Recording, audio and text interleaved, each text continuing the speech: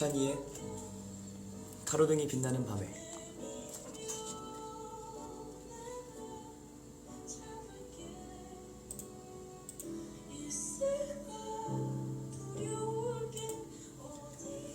영화나 드라마 또는 책을 읽고 나서 감명 깊게 나에게 다가오는 글 하나씩은 있으실 겁니다. 영화나 드라마 대사가 나를 울리고, 어떤 책의 한 구절이 나를 울리고, 노래 가사말이 눈물을 짓게 만들고, 참 신기한 것 같아요. 그 말들이 어떤 감정을 담고 있는지는 모르지만 듣는 이에 따라서 그 말들이 어떤 감정이 담아있는지 다 다르게 받아들일 수 있는 것 자체가 정말 신기한 것 같습니다. 어떨 땐 즐겁게 들던 노래가 어떨 때는 슬프게 들리는 것처럼 참 신기한 힘을 갖고 있는 것 같죠? 내가 가장 좋아하는 글, 오늘 함께 그 좋았던 이야기를 함께 나눠보는 거 어떻게 생각하시나요? 저는 좋은 것 같은데요. 그럼 주찬이의 가로등이 빛나는 밤에 21번째 이야기 써내려 가보도록 하겠습니다.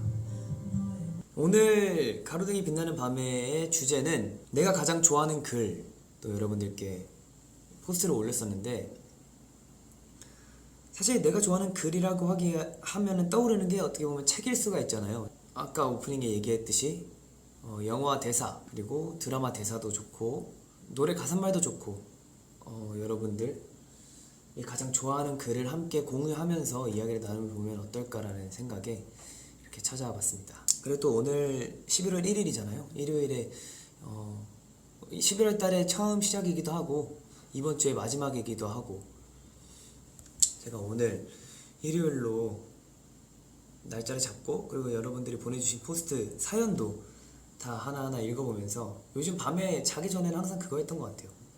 어떤 글들을 올려주셨나 읽어보면서 오늘 한번 준비를 해봤습니다. 사연을 소개하기 전에 가장 좋아하는 글이라고 하면은 뭐 내 이야기가 될 수도 있는 거고, 내가 가장 좋아하는, 가장 감명 깊게 들은 그런 글이라고도 생각할 수 있고, 일기장에 내 감정을 쓴 글이라고도 생각할 수 있는데, 뭔가 어찌 보면은 일기장에 쓰는 글 같은 경우는 조금 다른 사람에게 들려주기에는 쑥스럽잖아요. 부끄럽기도 하고, 어떻게 보면 내 감정에 취해서 쓴 글들도 있을 거고, 오늘 느낀 하루의 감정들, 하루에 있었던 일들을 정리해서 쓴 글이라고 생각을 하는데, 그냥 이야기해주면서 서로 위로해준다는 생각으로 오늘 같이 이야기를 공유해보고 얘기도 많이 나눴으면 좋겠다는 생각에, 여러분들의 이야기를 듣기 전에 제가 먼저 쓴 글을 한번 읽어 드릴게요. 사실 제가 글도 잘 못 쓰기도 하고 미천한 실력으로 쓴 글이지만 그때만큼은 진심이었거든요.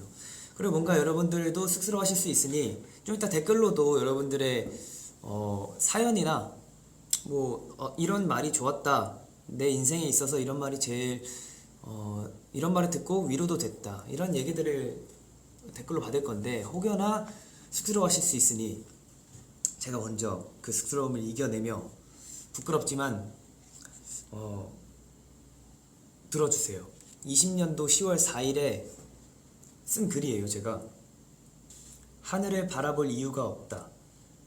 삶에 찌들어 때론 고개를 들어 하늘을 볼 여유가 없어 매일 똑같은 하루하루에 똑같은 하늘이라 생각하여 그저 고개를 푹 숙인 채 집으로 향한다. 우리 위에 있는 하늘은 언제나 같은 자리에서 눈물을 흘리기도, 때론 환하게 웃으면서 때론 시원한 바람으로 포근히 안아주며 언제나 같은 자리에 있는 하늘이 환하게 반겨준다. 생각이 많아지기도, 생각이 정리되기도, 답답했던 마음이 사라지기도 한다. 그저 하늘을 바라보았을 뿐인데 매일 다른 모습으로 언제나 같은 자리에 있는 하늘이 위로한다. 하늘을 바라볼 이유가 있다. 달이나 하늘 사진, 이런 사진들을 여러분들께 많이 공유하고 하늘을 한번 봐보세요 라고 많이 얘기를 했었는데, 이 이후였던 것 같아요. 이 생각이 든 이후에 문득 여러분들께도 하늘을 바라보면 어떨까라는 생각을 하면서 좀 많이 얘기를 해드렸던 것 같아요.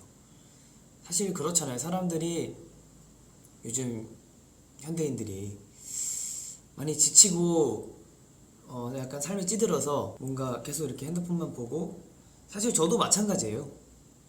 핸드폰만 보고 그냥 고개를 숙인 채로 길을 걸어 다니는 경우가 많잖아요. 이 생각이 든 순간 그냥 뭐 음악만 듣고 그냥 하늘을 한번 쳐다봤는데 왠지 모르게 전 그날 힘들었었던 일도 없었던 것 같아요. 그때는 뭔가 저를 이해해주는 듯한 그런 느낌이었던 것 같아요. 저희 엄마가 항상 하늘을 자주 보라 그랬어요. 하늘을 보면 생각이 정리된다고 하늘을 항상 보라고 했었는데 제가 그날 보고 되게 크게 다가왔어요. 하늘을 본다는 것 자체가. 그래서 여러분들께도 많이 이야기를 드리고 하늘 사진도 많이 찍고 하는 것 같아요. 하늘을 쳐다보면서 잠깐의 휴식을 갖는 것도 좋은 것 같아요. 그냥 이렇게 하늘을 보면 좋더라고요. 여러분들도 한번 하늘을 보면서 하루를 마무리하셨으면 좋겠다는 생각이 들어요. 자연이 아름다운 이유는 빠르게 지나가는 생활 속에 자연의 시선에 뺏겨 잠시라도 쉬라는 뜻이래요. 맞는 것 같아요. 사실 이 사람 사는 게 정말 빠른 시간 속에 정말 부족한 시간 속에 삶을 살아가잖아요. 정말 맞는 것 같아요. 사실 자연은 정말 위대하다고 생각합니다. 저는 여러분들도 여유가 없을 때에도 잠깐이라도 그냥 집에 가는 길이라도 하늘을 잠깐 보시면 조금이나마 편하실 수도 있을 것 같다는 생각이 드네요. 사실 저도 하늘 사진을 찍기 시작했던 게 2016년도 때부터였던 것 같아요. 그때 어느 순간 진짜 구름이 너무 이쁘게 많이 있었고 정말 공기도 너무 좋았을 때예요. 2016년도에 갑자기 하늘이 너무 이뻤었어요. 그래서 저는 2016년도면은 데뷔하기 전이니까 연습생 때 학교 갔다 와서 이제 지하철역을 내려서 걸어오는 길이 있거든요. 불광촌을 따라서 이렇게 걷다 보면 되게 예쁜 하늘들이 항상 있었어서 항상 똑같은 자리에 그 하늘을 찍었던 것 같아요.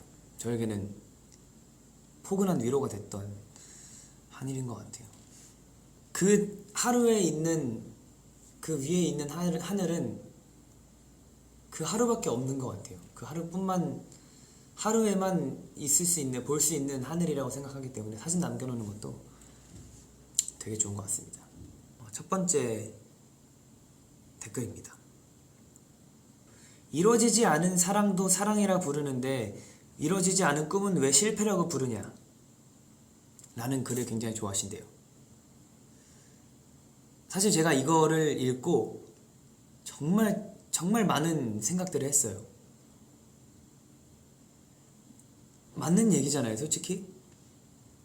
이루어지지 않는 사랑도 사랑이라고 부르는데 뭐 헤어진 사랑들도 뭐 첫사랑 이제 전사랑이라고 그러나? 전사랑이라고는 안 하는 것 같은데 아무튼 그 예전에 사랑했던 사람들도 다 사랑이라고 부르는데 이루어지지 않는 꿈은 왜 실패라고 불리냐 라는 건 맞는 것 같아요. 사실 그 실패라는 것 때문에 많이들 걱정하고 고민하고 시도하지 못하는 것들이잖아요.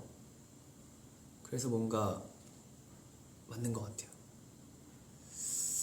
이 글을 여러분들도 항상 생각하고 뭔가 도전을 하셨으면 좋겠어요. 사실 도전이 어려운 이유가 실패를 걱정해서잖아요. 실패를 걱정하지 않고 뒷일을 생각하지 않고 도전을 하면 정말 두렵지도 않아요. 근데 실패라는 거를 알기 때문에 좀 뭔가 두려워하지 않나, 도전을 두려워하는 게 아닌가라는 생각을 하는 것 같아요. 꿈을 꾸고 있는 거는 하나의 꿈으로, 그리고 이루어질 수 있는 꿈으로, 나의 꿈으로 남겨주셨으면 좋겠어요. 실패를 걱정하지 않았으면 좋겠습니다. 그냥 도전은 그 과정인 거지 실패는 아닌 것 같아요. 그 실패를 하면서도 많은 걸 깨달을 수도 있고 많은 걸 얻어갈 수 있는 부분들인데 그런 거를 또 실패라고 하기에는 너무 아깝지 않습니까? 좋은 글인 것 같아서 제가 여러분들께 읽어드리고 싶었어요. 양광모 작가님의 시인가 봐요. 한 번은 시처럼 살아야 한다라는 시의 한 구절인가 봐요. 읽어드릴게요. 비 좀 맞으면 어때? 햇볕에 옷을 말리면 되지. 길 가다 넘어지면 좀 어때? 다시 일어나 걸으면 되지. 사랑했던 사람 떠나면 좀 어때? 가슴 좀 아프면 되지. 살아가는 일이 좀 슬프면 어때? 눈물 좀 흘리면 되지. 어차피 울며 태어났잖아. 기쁠 때는 좀 활짝 웃어. 슬플 때는 좀 실컷 울어. 누가 뭐라 하면 좀 어때? 누가 뭐라 해도 내 인생이잖아. 이거를 이걸 캡처한 이후로 한 10번 정도 더 본 것 같아요. 볼 때마다 눈물이 나는 글인 것 같아요. 어디서 좀 많이 울컥하냐면, 살아가는 일이 좀 슬프면 어때? 눈물 좀 흘리면 되지. 어차피 울며 태어났잖아. 기쁠 때는 좀 활짝 웃어. 마음 아프죠? 누가 뭐라 해도 내가 살아가는 인생이고, 내가 꾸며 나가야 되는 내 자신인 거고, 정말 이건 맞는 말인 것 같아요. 감정까지 속여가면서 나를 속이면 정말 그 안에 있는 응어리들은 더 커지는 것 같아요. 뭔가 솔직해질 필요 있는 것 같아요. 내 자신한테는. 항상 누구에게나 솔직할 수는 없는 법이긴 한데, 내 자신한테는 솔직해져도 좋은 것 같아요. 그냥 내가 지금 슬퍼, 참으면 무뎌지긴 하겠죠. 무뎌지긴 하고 힘들 수는 있겠죠. 그 슬픔이 무뎌진다고 해서 다음 슬픔이 다가왔을 때는 그 무뎌진 슬픔과 함께 더 크게 다가올 수 있기 때문에, 힘들 땐 충분히 힘들고 또 최선을 다할 때는 또 최선을 다하는 게 가장 좋은 게 아닐까 라는 생각을 하게 되는 것 같네요. 나는 지금까지 이렇게 살아왔단다. 좋은 일도 있고 나쁜 일도 있었지. 행복한 순간도 있었고 불행한 시간도 있었어. 그 모든 시간을 살아내고 지금의 내가 있는 거란다. 되게 그냥 뭔가 부모님이 나에게 해주는 이야기인 것 같은 느낌? 사실 좋은 일도 있고 나쁜 일도 있고, 뭐 행복한 순간도 있었을 거고 불행한 순간도 있었을 거고, 좋은 일이 있으면 나쁜 일도 있는 건 뭐 진리라고 생각하거든요. 그런 모든 시간들이 지나고 나서야 본연의 내가 나를 찾을 수 있는 게 아닌가. 저는 마냥 행복하기만 해서 좋은 사람이라고 생각하진 않거든요. 시련도 있고 많이 아파 본 사람이 극복하는 법도 알고 이겨내는 법도 아는 거라고 생각해요. 저를 예를 들자면, 아니야, 모든 면에서 예를 들자면 성장통이 있어야 키가 크는 것처럼, 또 많이 힘들고 아파봐야 이겨내는 법을 아는 것처럼, 그 모든 시간이 지나고 나서야 그게 지금의 내가 존재하는 게 아닌가라는 생각을 합니다. 맞아요. 이 넘어지는 법도 알아야 일어나는 거예요. 사실 저도 제가 지금 자전거를 굉장히 좋아하고 잘 탄단 말이죠. 그런 이유는 넘어져 봤기 때문에, 자전거 타다가 넘어져 봤기 때문에. 저는 무릎에 흉터가 진짜 많아요. 많이 다쳤다는 증거겠죠? 그리고 팔꿈치 보면 굉장히 흉터도 많고, 저는 좀 뭔가 자전거 타면서 많이 넘어졌어요. 그래서 넘어지고 일어나고 넘어지고 또 일어나고 해야 안 넘어지는 법을 배우는 거니까. 안 넘어진다기보다 잘 중심을 잡을 수 있는 걸 배우는 거니까. 맞아요. 낙법도 배워야 안 아픈 거잖아요. 사실 맞아요. 낙법도 배워야지 안 아픈 거지, 그냥 넘어지면은 손이 먼저 가기 때문에 크게 다칠 수가 있어요. 그런 말이 있잖아. 실패를 경험한 사람이 성공도 한다고. 도전이 없으면, 과정이 없으면 성공을 할 수가 없어요.